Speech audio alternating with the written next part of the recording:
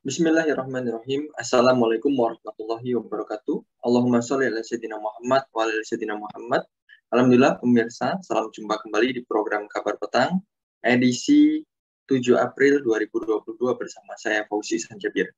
Insya Allah dalam beberapa menit ke depan kita akan membaca menelaah berita paling menarik hari ini bersama narasumber yang berkompeten di bidangnya dan tentunya dalam sudut pandang Islam.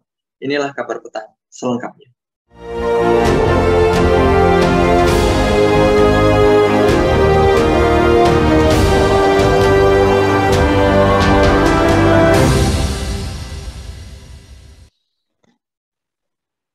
Menteri Koordinator Bidang Politik, Hukum, dan Keamanan Menko Polhukam Mahfud MD menyebut haram hukumnya mendirikan sebuah negara layaknya pada zaman Nabi Muhammad SAW.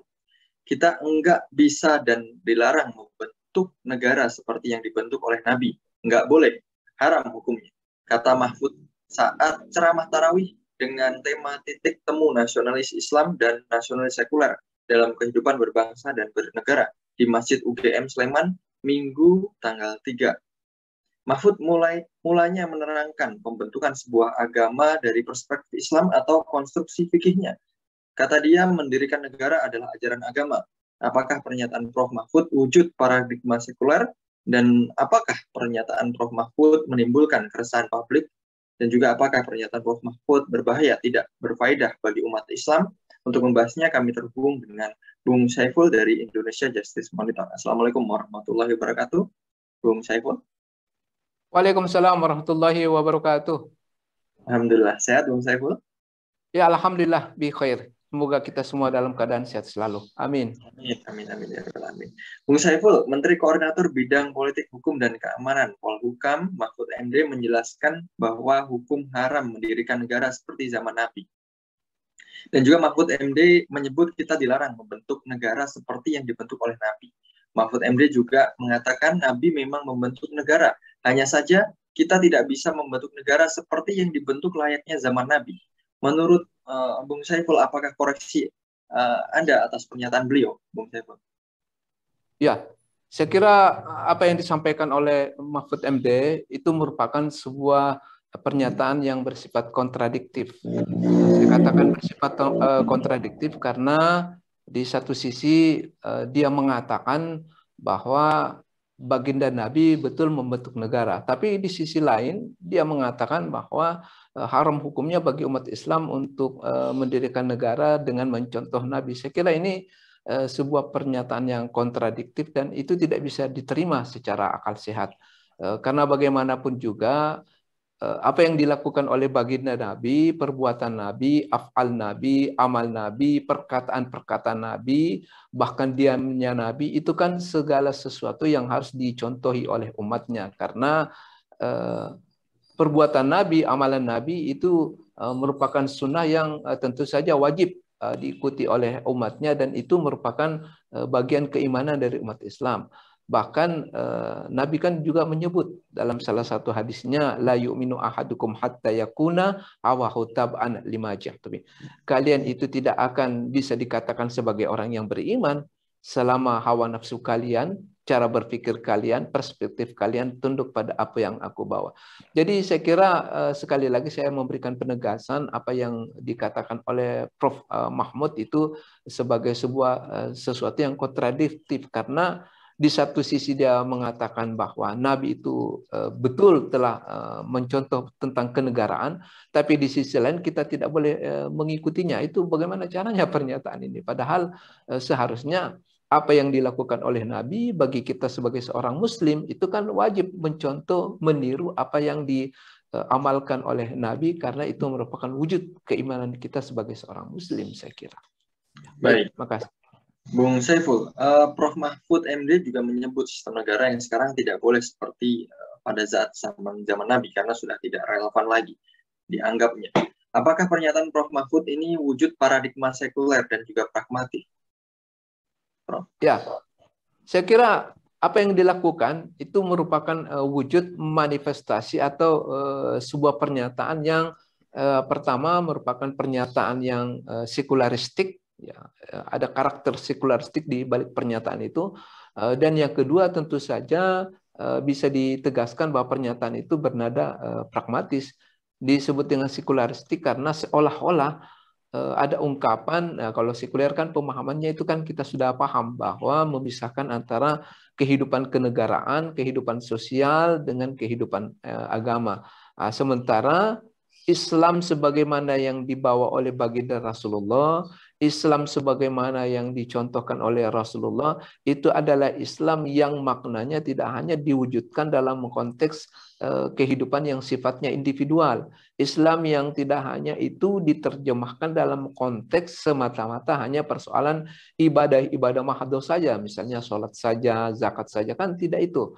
Tetapi Islam juga itu sebagaimana yang dicontohkan oleh baginda Rasulullah, itulah adalah Islam yang mewujud dalam semua aspek kehidupan, termasuk kehidupan kenegaraan, kehidupan politik, dan kehidupan ekonomi. Sehingga kalau ada pernyataan-pernyataan yang demikian tadi itu yang mengatakan bahwa tidak boleh lagi kita mencontoh amalan-amalan kenegaraan sebagaimana yang diberlakukan oleh pada zaman Nabi dahulu yang dalam konteks ini sudah tidak relevan, saya kira itu jelas. Kita bisa menyimpulkan itu adalah sebuah pernyataan yang bersifat sekularistik karena ada kesan seolah-olah untuk meminggirkan bahwa kehidupan kenegaraan itu adalah kehidupan kenegaraan yang tidak boleh mencontoh Nabi seperti zaman dahulu. Nah, kalau ini pernyataan ini kan sama saja mengatakan bahwa tidak boleh lagi mencampur adukan antara agama dengan negara. Nah, itu kan pernyataan sekuler dan sekaligus pragmatis. Nah, saya katakan sebagai ini adalah pernyataan pragmatis karena ini adalah pernyataan yang sengaja untuk meminggirkan kehidupan agama dalam sebuah realitas sosial, utamanya kehidupan keislaman seseorang. Dan ini sangat pragmatis karena ingin melihat manfaat atau kepentingan-kepentingan bagi orang-orang tertentu saja. Ya, bisa saja untuk kepentingan orang-orang yang tidak senang dengan kepentingan Islam. Nah, itulah disebut dengan kepentingan pragmatis. Ya, baik. Baik. Bung Saiful, apakah pernyataan dari Prof. Mahfud MD ini bisa menuai kontroversi dan juga menimbulkan keresahan publik? Nah, apakah juga bagaimana bahaya pemikiran dari beliau, Bung Saiful?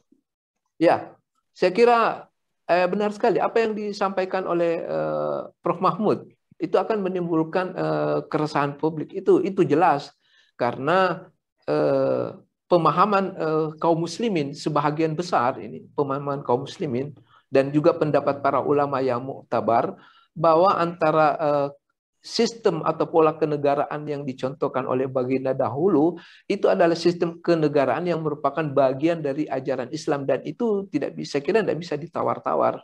Jadi kalau ada pernyataan yang mengatakan tidak usah mencontoh apa yang merupakan kenegaraan yang merupakan pola dari baginda Rasulullah, saya kira ini akan menimbulkan keresahan publik karena jelas bahwa sistem kenegaraan yang dibawa oleh baginda Rasulullah itu kan adalah bagian dari ajaran Islam. Ini seolah-olah ingin mendegradasi, ini seolah-olah ingin melakukan dikotomi ajaran Islam dengan konsep kenegaraan. Dan ini pasti akan menimbulkan kericuhan sosial, saya kira. Kericuhan sosial terutama di kalangan umat Islam yang sangat meyakini bahwa sistem kenegaraan pada zaman Nabi itu adalah sistem kenegaraan yang sampai akhir zaman itu harus dicontoh karena itu adalah bagian dari ajaran Islam, saya kira. Ya, demikian. Baik. Bung Saiful, apa esensi sebenarnya utama khilafah dan juga apa bahaya upaya demonologi atau monsterisasi khilafah ini sendiri, Bung Saiful? Ya, saya kira memang ini sebagai sebuah ucapan yang berbahaya dan ini adalah sebagai sebuah upaya yang sengaja dilakukan baik secara sadar maupun tidak sadar untuk melakukan monsterisasi terhadap ide-ide khilafah karena terus terang saja ide-ide ini kan sudah semakin mencuat di tengah-tengah masyarakat. Ide-ide ini kan sudah semakin familiar di tengah-tengah masyarakat Muslim saat ini. Di antero negara di beberapa belahan dunia, ide-ide khilafah ini kan bukan sesuatu yang asing lagi. Dan ini saya kira monsterisasi ini terhadap ide-ide khilafah, terhadap apa yang disebut dengan sistem kenegaraan dalam perspektif khilafah ini tentu saja merupakan sebuah upaya-upaya yang secara langsung maupun tidak langsung bagian dari agenda kafir barat, saya kira, yang tidak menginginkan adanya kehidupan Islam itu kehidupan Islam itu berada di bawah sebuah sistem politik atau sistem kenegaraan dengan karakter khilafah ala minhajun nubuwah. Jadi saya kira ini sangat berbahaya, saya kira pernyataan ini, karena ini ya tadi saya sudah katakan pada awal, ini merupakan sebuah wujud dari upaya yang dilakukan dengan maksud untuk mendegradasi Islam dan politik. Nah, saya kira itu. Dan ini juga merupakan agenda, ya, kalau saya mengulangi lagi, ini merupakan agenda dari orang-orang kafir barat atau orang-orang asing yang tidak suka dengan Islam, apalagi dengan ide-ide kekhilafahan Islam. Baik, Bung Saiful, bila ditawarkan kepada umat terkait dengan kewajiban menegakkan khilafah, ada sebagian dari mereka yang beramai-ramai untuk membantah, dan juga ada sebagian mereka yang menganggap bahwasanya ide ini adalah ide yang utopia, ya, dan juga hanya sebatas romantisme sejarah. Bagaimana catatan Anda terkait dengan fenomena tersebut, Bung Saiful? Ya, pandangan saya itu begini. Yang pertama, ada orang yang akan mengatakan, yang nyinyir ya, yang nyinyir dengan ide khilafah dengan mengatakan, wah itu kan romantisme sejarah, itu kan mimpi di siang bolong, kan itu yang pertama yang diungkapkan oleh orang-orang yang tidak senang dengan ide. Nah, pertanyaan saya dan respon saya itu adalah, kalau ini memang sebuah romantisme sejarah, ini ya katakanlah dianggap sebagai sebuah mimpi di siang bolong, kenapa orang-orang yang menganjurkan, orang-orang yang mendakwahkan ide-ide khilafah ini kemudian dicap dengan stigmatisasi radikal, dicap stigmatisasi dengan kata-kata anti NKRI, kan katanya mimpi ya. Yang namanya orang mimpi kan biarkan saja, kan begitu logikanya ya. Kenapa sampai di ini, sampai bahkan dikriminalisasi sedemikian rupa sampai berujung ada beberapa itu sampai di penjara, kan begitu. Nah, inilah yang saya sangat sayangkan. Sementara ada orang-orang tertentu yang jelas-jelas itu masih mengedepankan isu-isu komunisme, sosialisme, kapitalisme yang ini jelas-jelas bertentangan dengan ajaran Islam, ya. Kok yang mereka yang mengusung ide-ide itu kan tetap dibiarkan. Nah, ini kan bagaimana? Ini kan yang menurut pendapat saya ini kan tidak fair, tidak adil dalam hal ini. Ya artinya biarkan sajalah. Misalnya kalau itu dikatakan romantisme sejarah, biarkanlah mereka mengajukan wacana ini sebagai sebuah wacana intelektual. Jadi kalau tidak suka ya jawab juga dengan secara intelektual. Jangan boro-boro dikriminalisasi sedemikian rupa. Itu yang pertama. Yang kedua, ada orang yang kemudian mengatakan, tidak usahlah kita terlalu berbicara tentang ide-ide khilafah. Kan begini sebetulnya, persoalan ini itu kan adalah sebuah persoalan realitas politik, dan itu tergantung dari bagaimana pemahaman umat dan penerimaan umat. Kan begitu saya kira. Karena kalau mau dikatakan bahwa ide-ide tentang gagasan khilafah ini adalah sesuatu yang tidak perlu lagi disebut-sebut, diperjuangkan, diceritakan, dikisahkan, dan seterusnya. Ini kan tidak bisa juga dikatakan demikian, karena tadi saya sudah sampaikan di awal bahwa khilafah ini kan merupakan dari ajaran Islam. Dan ini karena merupakan ajaran Islam, dan ini tentu merupakan bisyarah baginda Nabi, merupakan ramalan Nabi ke depan bahwa yang namanya sistem politik Islam itu sebuah keniscayaan, dan ini juga kan merupakan janji Allah. Artinya saya kira begini, kalau saya ingin memberikan sebuah contoh, dulu waktu kita masa kolonial Belanda dulu, menyebut-nyebut kemerdekaan Indonesia itu kan disebut sebagai sesuatu yang utopis dulu waktu pahlawan bangsa ini atau the founding fathers negeri ini memperjuangkan kemerdekaan Indonesia, cita-cita mendirikan negara Indonesia, ketika itu kan dianggap sebagai sebuah mimpi. Tapi karena perjuangan yang terus-menerus dan karena adanya realitas rakyat Indonesia yang secara politik menerima itu, ya akhirnya yang namanya kemerdekaan Indonesia, negara Republik Indonesia kan terbukti ya ada. Ya sama juga dulu ketika kita masih getol-getolnya dulu pemisahan antara Jerman Barat dengan Jerman Timur. Nah, dulu kan dianggap sebagai sesuatu yang tidak masuk akal, tetapi karena sebuah realitas politik atau dinamika politik yang terjadi di tengah-tengah masyarakat Barat dan Eropa, ya, akhirnya yang namanya penyatuan Jerman Barat dan Jerman Timur itu kan bukan sesuatu yang utopis. Ya, begitu juga dulu. Ya, saya kasih contoh Uni Soviet. Siapa yang pernah membayangkan bahwa Uni Soviet sebagai negara adidaya sosialis komunis itu akan runtuh, tapi kan akhirnya runtuh juga pada tahun 1991 lalu. Nah, itu juga saya kira catatan kedua dari saya bahwa ya sebetulnya negara khilafah ini adalah negara optimis ya kalau menurut pendapat saya, karena inilah yang merupakan sebuah sistem politik yang dijanjikan oleh baginda Rasulullah, yang diramalkan oleh Rasulullah dan merupakan janji Allah yang di dalamnya akan betul-betul menjamin sistem kehidupan Islam dan betul-betul akan menjamin kesejahteraan bagi seluruh masyarakat yang ada di dunia saat ini. Baik, Bung Saiful. Di antara dalih yang kerap dikemukakan para penentang kewajiban menegakkan khilafah ini adalah realitas dunia Islam yang sudah terpecah menjadi konsep-konsep nation state. Menurut mereka juga mustahil dapat menyatukan seluruh wilayah Islam dalam sebuah negara besar semacam khilafah. Nah, pertanyaannya pasalnya, setiap negeri-negeri Muslim juga sudah terikat dengan konsep negara mereka masing-masing. Bagaimana tanggapan Anda terkait dengan hal tersebut, Bung Saiful?